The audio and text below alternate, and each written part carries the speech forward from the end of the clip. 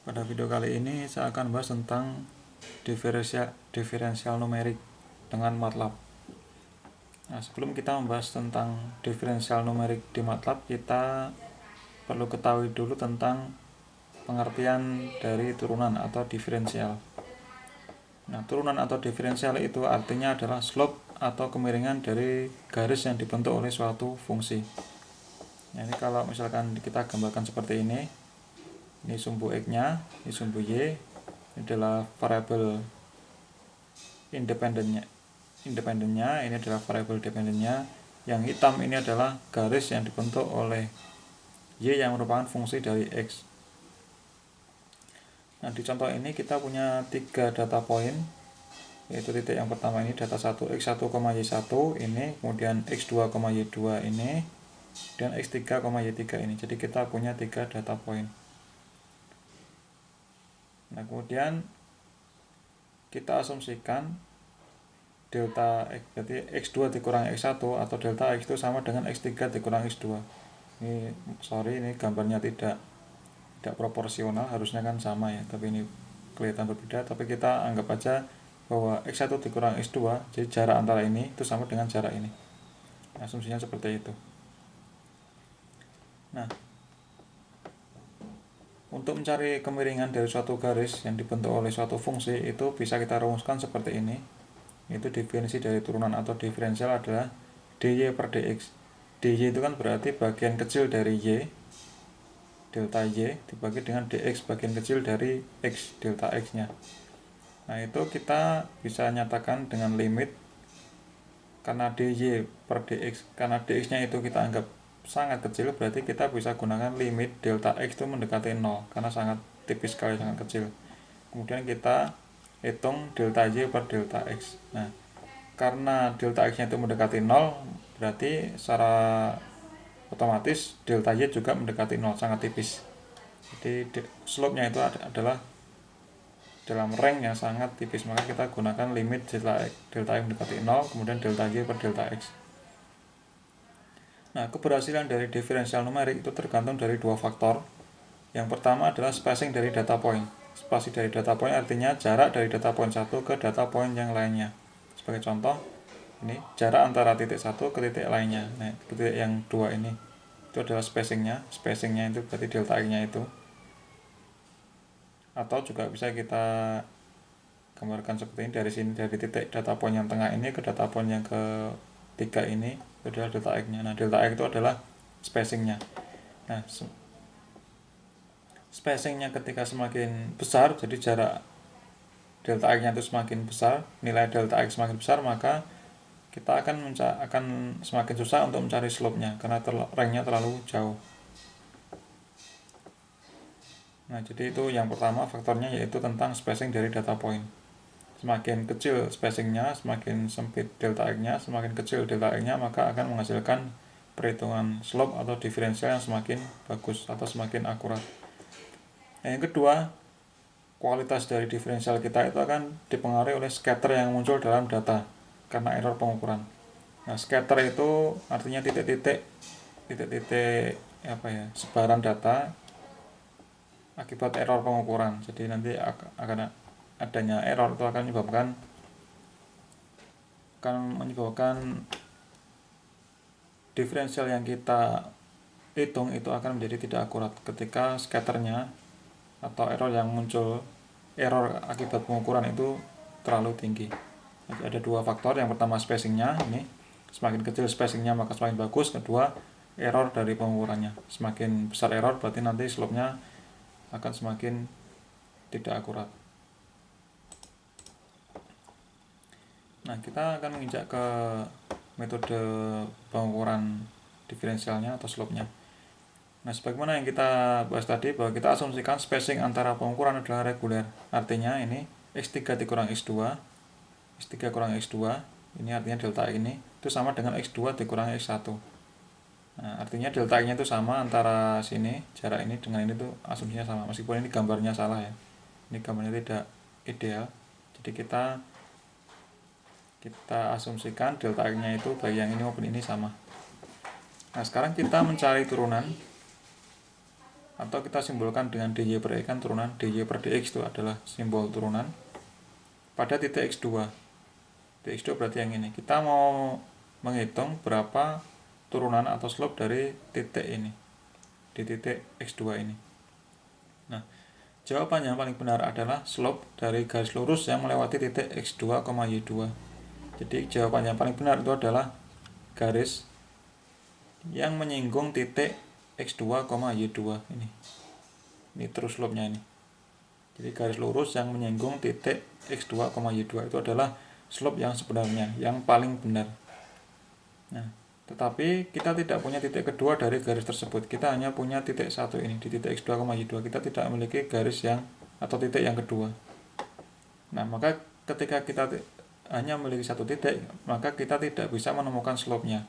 Karena slope kan terdiri dari garis lurus. Garis lurus kan minimal dia terdiri dari dua titik. Sedangkan kita hanya memiliki satu titik, sehingga kita belum bisa mencari nilai slope pada titik ini itu hanya dengan titik ini. Jadi kita tidak bisa menentukan slope pada titik x2, y2 hanya dengan mengandalkan atau menggunakan titik ini. Kita perlu titik yang lain, minimal dua titik atau satu titik yang lain. Nah, dengan demikian kita harus memperkirakan slope dengan data point terdekat. Nah, oleh karena itu kita harus gunakan data point yang terdekat dengan titik yang mau kita cari slope-nya. Yaitu bisa titik A, titik yang ini, data point yang pertama, atau data yang kedua. Karena yang terdekat kan ada dua ini, ke kanan atau ke kiri.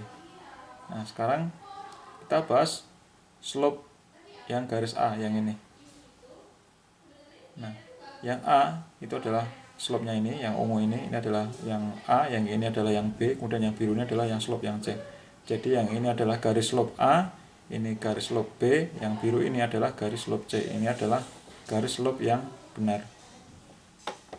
Nah, kita mau mencari slope yang A. Ya, karena kita butuh data point yang terdekat, kita ambil dulu data yang sebelumnya ini. Data point yang sebelumnya itu yang sebelah sini, sebelah kirinya. Nah, maka slope A itu adalah Y2 dikurang Y1.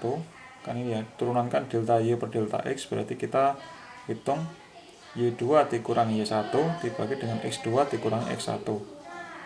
Nah, sama dengan karena X2 kurang X1 adalah delta X atau spasinya, maka bisa kita tuliskan Y2 dikurang Y1 dibagi dengan delta X.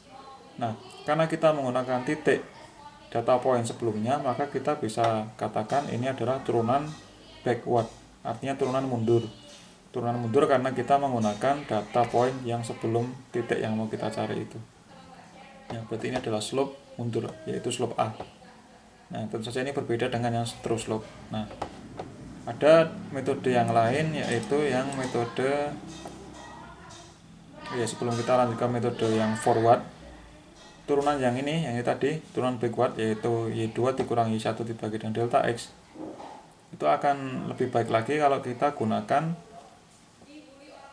X-nya itu adalah X1 ditambah dengan delta X per 2. Jadi kita gunakan, lebih baik itu kita gunakan data yang semakin dekat dengan titik X2, Y2. Yang semakin dekat dengan titik ini adalah yang separuhnya ini. Jadi akan lebih baik jika kita gunakan X-nya itu bukan di titik yang data point yang ini, tetapi kita gunakan data point yang ini, yaitu X1 ditambah dengan delta X dibagi dengan 2. Nah, sebaiknya kita gunakan yang titik yang ini, yaitu X1 tambah setengah X2. Itu akan menjadi X, Y di sini titiknya. Itu akan lebih baik karena sebagaimana kita bahas tadi bahwa semakin dekat jaraknya, spasinya itu akan semakin akurat. Nah, sekarang turunan forward. Forward itu adalah turunan maju, artinya kita gunakan data point setelah titik yang mau kita cari slope-nya. Berarti kita gunakan yang sini, yaitu X3. Maka slope-nya adalah Y3 dikurangi dengan Y2 dibagi dengan X3 dikurangi dengan X2.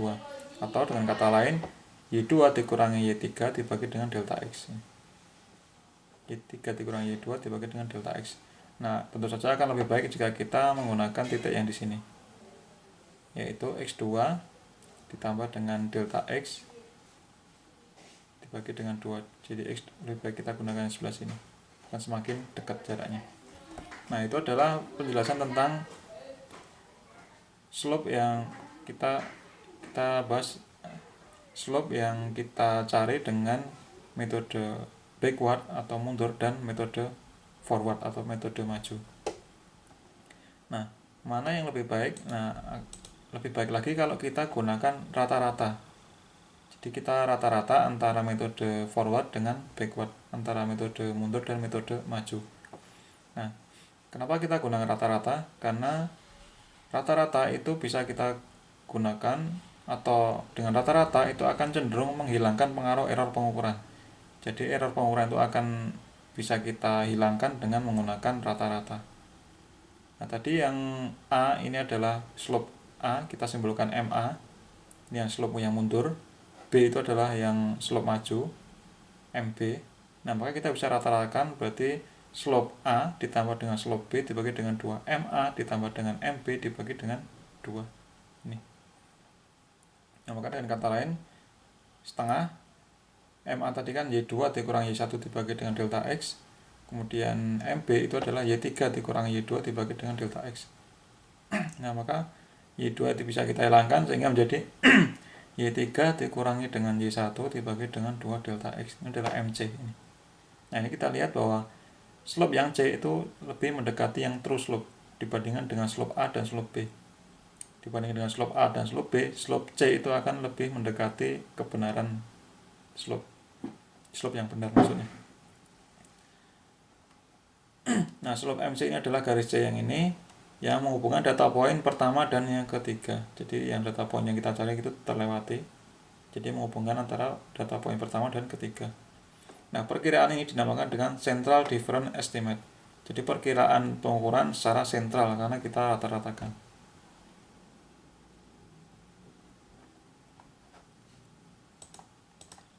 Nah, sekarang kita bahas bagaimana cara kita menghitung turunan atau diferensial di MATLAB. Nah, sintaknya adalah diff, diff, kemudian ini adalah variabel atau argumen inputnya. Nah, sebagai contoh, D sama dengan diff X. Nah, di mana X itu adalah vektor yang berisi nilai-nilai. Kemudian hasilnya atau D-nya itu akan berisi vektor yang berisi perbedaan atau turunan antara adjacent elemen dx. Jadi hasilnya ini nanti akan merupakan perbedaan atau selisih antara satu elemen dengan elemen yang berdekatan. Nah, jika X adalah terdiri dari n elemen, maka D, outputnya D itu akan terdiri dari n-1 elemen. Nah, karena rumusnya kan dia mencari selisih, artinya data yang kedua dikurangi dengan data yang satu, kemudian data yang ketiga dikurangi dengan data yang kedua, dan seterusnya. Jadi ini menggunakan backward ya, berarti 2 dikurangi dengan 1, kemudian 3 dikurangi dengan 2, elemen keempat dikurangi dengan elemen ketiga, dan seterusnya. Nah, ini mungkin masih bingung, kita langsung ke contoh. Sebagai contoh, kita punya data X yang terdiri dari nilai 5, 7, 12, min 2, 0. Nah, ini ada komanya ya ini ya.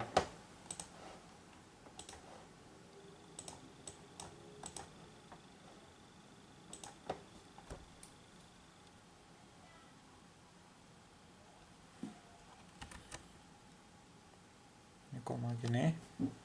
Nah, kalau kita ketik di MATLAB di command window-nya diff X, maka akan menghasilkan selisih dengan elemen sebelumnya atau titik sebelumnya. Berarti ini karena ini ada 1, 2, 3, 4, 5, ada 6, 1, 2, 3, ada 5 elemen, berarti nanti hasilnya adalah 4 elemen.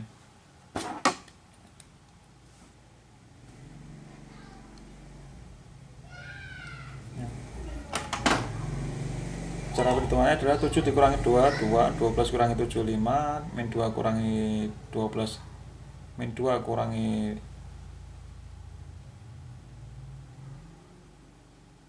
salah sebentar ya, kok 3 sih? 0 dikurangi min 2 adalah 2, 7 kurangi 5, 2, kemudian 12 kurangi 7, 5, kemudian min 2 dikurangi, perbedaannya ada yang salah, saya cek.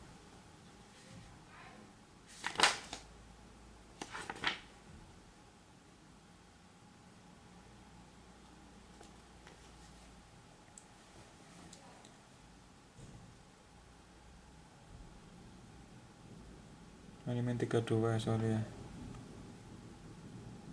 32.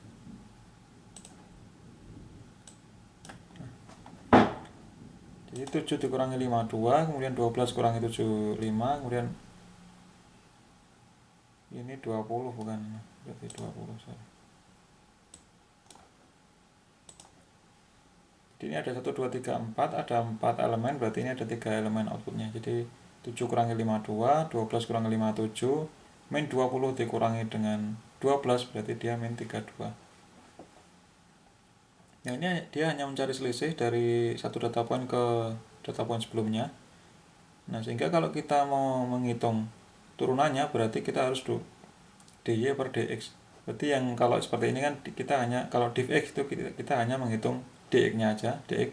Nah, maka kalau kita mau menghitung turunannya dari satu titik ke titik yang lain, itu kita harus cari juga yang dy-nya. Ini kan dx, karena ini dx, kita div x berarti dia adalah dx. Kita perlu yang namanya dy, yaitu nanti kita gunakan sintak div y. Sehingga kalau kita punya data x dan y, kita cari turunannya, berarti kita gunakan div y titik bagi div x, yaitu dy per dx. Kita gunakan titik supaya terjadi elemen by elemen operation. Nah, sebagai contoh, skrip ini akan mengaplikasikan turunan backward dan sentral untuk data yang dibuat dari sinyal sinusoidal yang diukur 51 kali selama setengah periode. Jadi kita akan menghitung slope dari sinyal sinusoidal yang diukur selama 51 kali selama setengah periode. Setengah periode berarti adalah satu gelombang itu kan 360 derajat 2pi, berarti ini sampai pi saja. Nah, error pengukuran nanti kita akan simulasikan, didistribusikan secara uniform antara minus 0,025 dan 0,025. Nah, bagaimana programnya kita lihat di sini. Nah, karena kita mau menghitung slope dari sinyal sinusoidal setengah gelombang, berarti kita definisikan dulu variabel x, yaitu dari 0 sampai pi, yaitu setengah gelombang, dari sampai 180 derajat. Dan spasi kita buat spasinya itu adalah pi per 50. Jadi nanti akan ada 51 elemen x. Kemudian kita bikin variabel n yang merupakan panjang dari data di x. Kemudian kita buat data randomnya dengan error plus minus 0,025, yaitu sin x nya adalah yang aslinya, sin x kita tambahkan randomnya. Randomnya adalah plus minus 0,025, yaitu dengan cara 0,025 kalikan random 1,51 dikurangi 0,5. Nah, ini artinya kenapa bisa kita menambahkan random 0,025. Jadi yang namanya random plus minus 0,025 itu adalah yang bagian ini.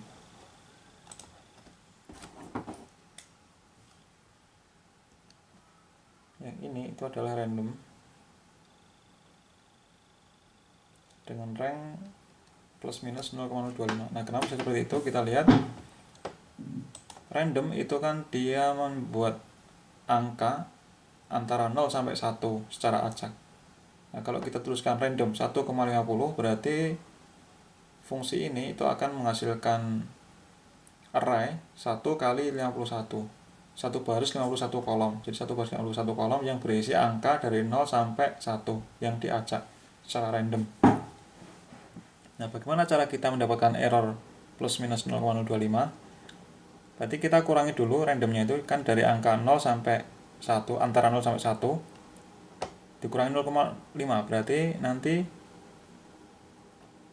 ketika kita kurangi 0,25 berarti dia ranknya itu antara minus 0,5 sampai plus 0,5.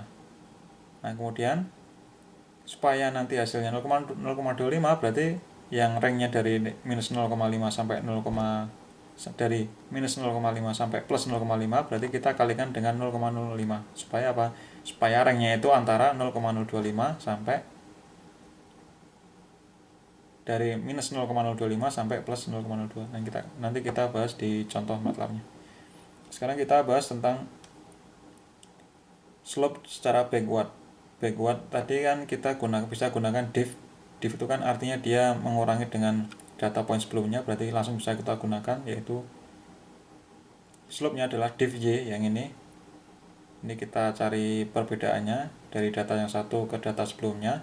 kita bagi dengan div x. Nah, nanti akan ketemu slope-nya. Slope dari x0 sampai pi, slope-nya berapa.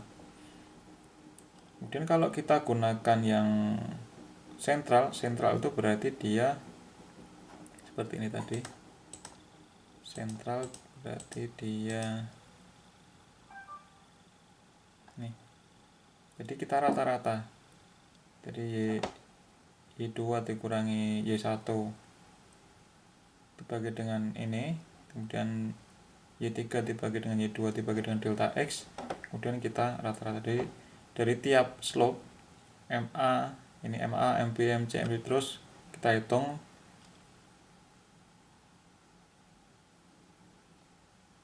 berarti antara maju dan mundurnya, antara forward dan backward, kemudian kita rata-rata. Nah, programnya seperti ini, kita baca lagi. Nah, berarti untuk yang sentral kita berarti kurangi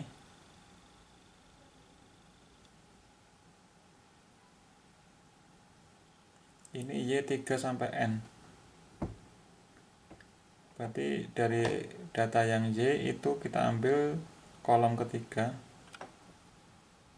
kolom ya elemen ketiga sampai elemen ke N, kemudian yang pengurangnya itu dari elemen 1 ke elemen N-2. Kemudian kita kurangi, jadi yang Y dari data 3 sampai N dikurangi dengan Y dari 1 sampai N-2. Nanti kita kasih contoh, kemudian ini X-nya, N-nya sama, nanti akan ketemu sentral. Nah, sekarang kita bahas di MATLAB-nya aja langsung supaya lebih jelas.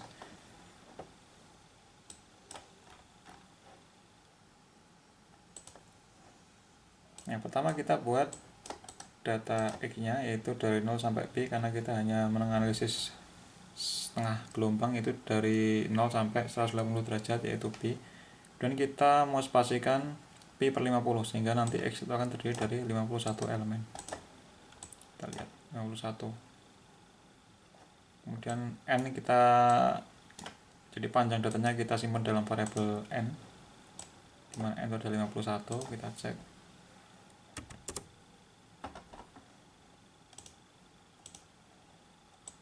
Nah, sekarang kita bahas tentang error ukur. Nah, kenapa error ukurnya itu seperti ini rumusnya? Jadi Y nanti itu adalah sin X kita tambahkan dengan error dari pengukuran. Ini kita simulasikan error dari pengukurannya dengan random. Nah, apa artinya random ini kita bahas di sini. Nah, misalkan kita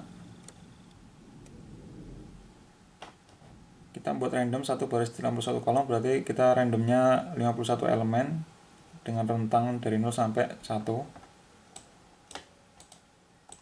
Nah, kemudian kita kurangi random yang tadi dari 0 sampai 1 tadi, ranknya yang jumlahnya 51 tadi, 51 elemen, kita kurangi dengan setengah. Nah, setelah kita kurangi setengah, kita kalikan 0,025. Nah, nanti kita lihat perbedaannya, kita plot baik yang run 1 yaitu yang random biasa, kemudian yang random 2 yang sudah kita kurangi setengah, dan random 3 yang sudah kita kalikan 0,025. Kita lihat bedanya.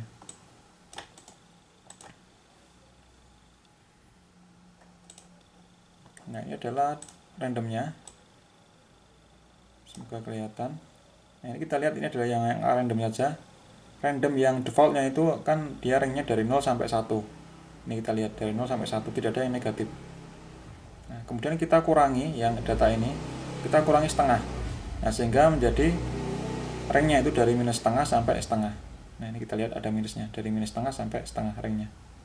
Nah, kita menghendaki 0,025, berarti yang ini kita kalikan dengan 0,05 sehingga akan menjadi, ini kita kalikan 0,05. oh iya benar, kita kalikan ini yang ranknya itu dari minus 0,5 sampai 0,5, kita kalikan 0,025 sehingga ini dari ranknya minus 0,5 sampai 0,5 itu kita kalikan 0,05 sehingga menjadi ranknya itu antara minus 0,025 sampai plus 0,025. Jadi awalnya ini ranknya dari 01, dari antara 0 sampai 1 kita kurangi setengah sehingga menjadi minus setengah sampai setengah. Kemudian kita kalikan 0,05 sehingga menjadi dari minus 0,025 sampai plus 0,025. Nah, itulah kenapa kita gunakan rumus ini alasannya. Jadi kita gunakan error ukurnya plus minus 0,025. Kemudian kita buat data Y, sin X ditambahkan dengan error pengukuran ini yang kita sudah buat. Nah, kalau kita plot, kita coba sin yang sudah kita ganggu dengan random, seperti ini hasilnya.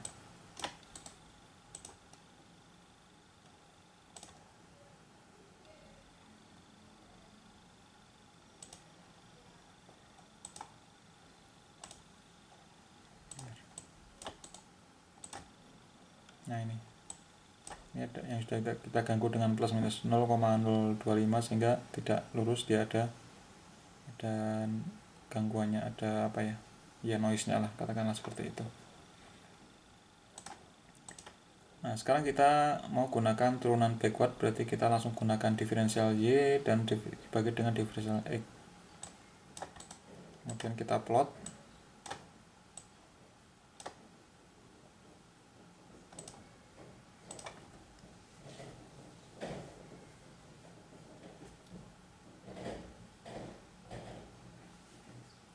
Plotnya kita mulai dari elemen yang kedua sampai elemen terakhir, karena kan dikurangi 1.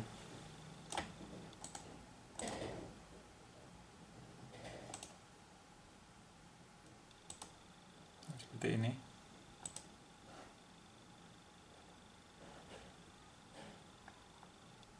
Jadi kita lihat yang setengah P itu kan 3,14 dibagi 2, P 3,14 ini 3,14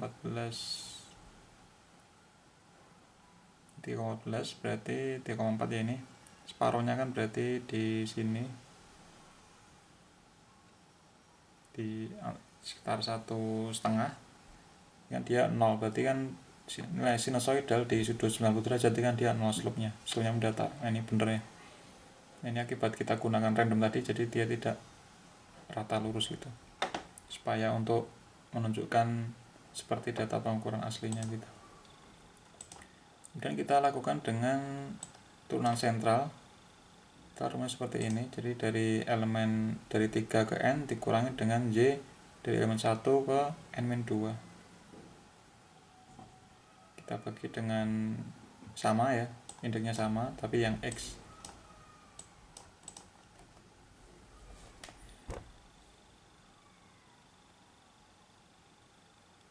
Nah, yang paling gampang mah yang ini kita langsung bisa gunakan ya, div Y, div X. Kalau ini kita mikir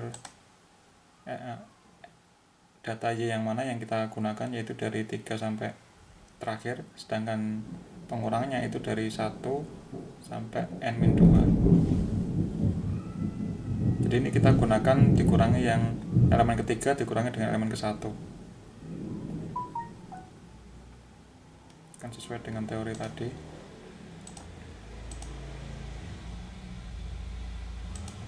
Mana yang sentral?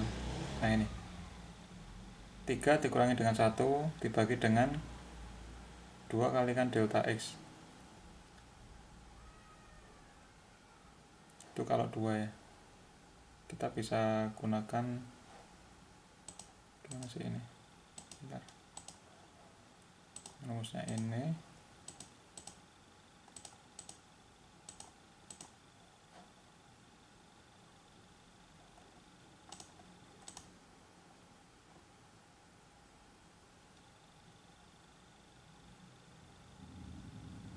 Dikurangi dengan 1 sama saja sih ya, benar, berarti yang ini Q3 dikurangi 1 dibagi dengan X3 dikurangi dengan X1 sama aja. X3 dikurangi X1 kan berarti dia 2X, dual delta X ya. Berarti kalau kita gunakan sentral, berarti yang 3 dikurangi dengan 1 dibagi dengan X, ini Y3 kurangi Y1 dibagi dengan X3 kurangi X1, kan delta X nya adalah sama asumsinya. Nah, itu untuk yang sentral ya. Kita bandingkan yang sentral sama yang forward, yang backward sorry. Nanti yang kalau pengen bikin yang forward bisa kita lakukan seperti ini. Tadi mana rumusnya? Nah, forward berarti Y2 Y3 dikurangi Y3 dikurangi dengan Y2. Jadi dia mengurangnya maju. Itu kebalikan dari yang backward. Silahkan dicoba sendiri. Nah, sekarang saya mau coba hasil yang ini tadi. Kita bandingkan, kita plot yang sentral sama yang backward, hasilnya seperti apa.